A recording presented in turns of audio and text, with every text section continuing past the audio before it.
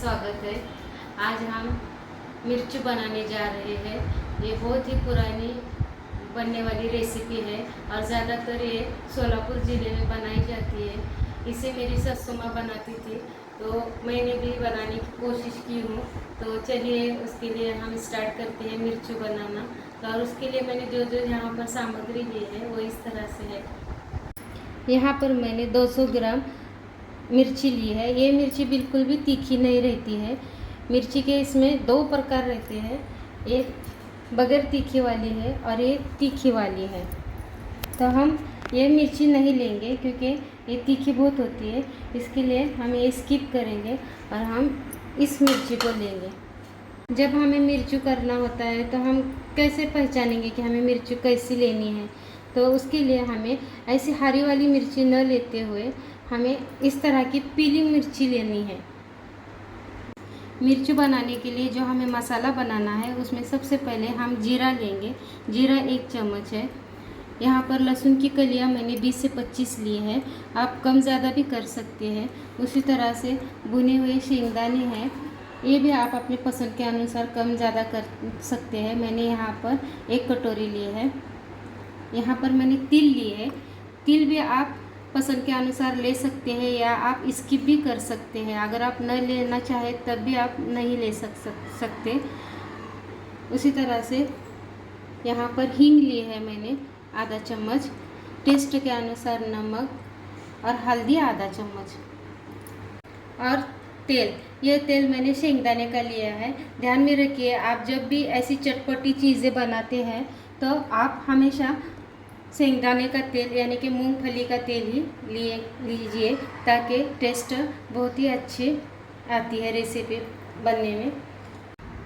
2 नींबू इसे हमें निचोड़ना है।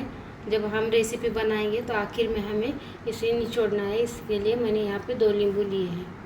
और हाँ, जब हम मिर्च बनाते हैं तब हमें इस तरह से लोहे की कढ़ाई में ही बनाना है, ताकि उसका टेस्ट और भी बढ़ जाता है।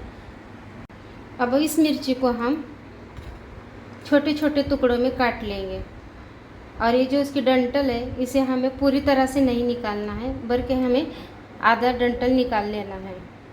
आप चाहे तो पूरी डंठल भी निकाल सकते हैं, मगर ज़्यादातर आप रखेंगे तो और भी टेस्ट बढ़ जाएंगी, इसलिए हम इस तरह से डंठल को काट लेंगे इस तरह से।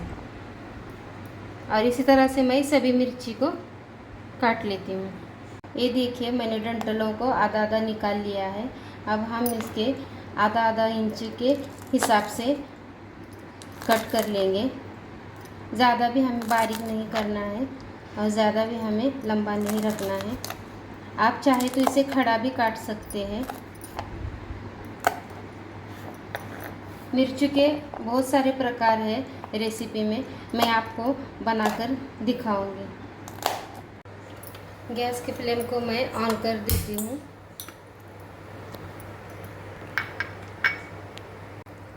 कढ़ाई गरम हो चुकी है। अब हम इसे तेल को डालेंगे।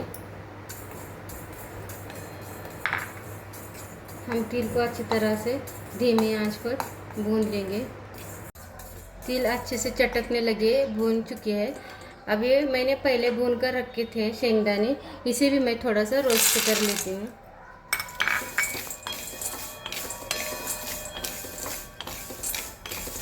ये देखिए अच्छे से भून चुके हैं। अब इसे मैं प्लेट में निकाल लेती हूँ। अब हम तेल डाल लेते हैं। तेल गरम हो रहा है, जब तक हम इस शेंगदाने को और तिल को और इसमें ज़ीरा डाल करके इन सबको हम पीस लेंगे। ये देखिए, इस तरह से हमने दरदरा पीस लिया है। अब हम इसमें इस लहसुन को भी डाल लेंगे और इसे भी पीस लेंगे। आप चाहे तो इसी समय पर आप कोथिमीर भी डाल सकते हैं, यानी कि हरा धनिया, उसे भी आप डाल सकते हैं। इस तरह से मसाला रेडी है बनके। तेल गरम हो चुका है। अब हम मिर्ची को डाल लेते हैं।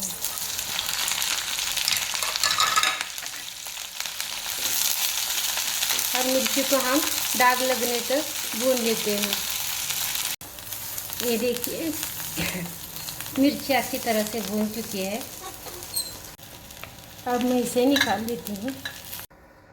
अब हम तेल को डाल देते हैं। अब हम हींग डालेंगे सबसे पहले, उसके बाद हल्दी पाउडर,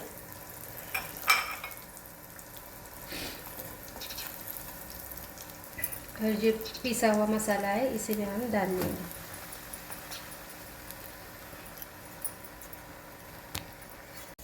इसे भी हम अच्छी तरह से मिक्स कर लेंगे। जो भुनी हुई मिर्ची है इसे भी हम इसके अंदर डाल लेंगे। हमें पानी का बिल्कुल इस्तेमाल नहीं करना है। इस तरह से अगर आप बना लेते हैं तो आप बगैर फ्रिज के भी इसे कम से कम 8 दिन के लिए रख सकते हैं, और कभी आप सफ़र में जा रहे हो तब भी आप इसे ले जा सकते हैं। ये बिल्कुल भी ख़राब होने वाली मिर्च नहीं है। ये मसाले के साथ में मैंने अच्छी तरह से इसे मिक्स कर लिया है। अब हम इसे 1 मिनट के लिए इसी तरह से पका लेते हैं। इसी समय हम नमक को भी डालेंगे। नमक आप टेस्ट के अनुसार डालिए।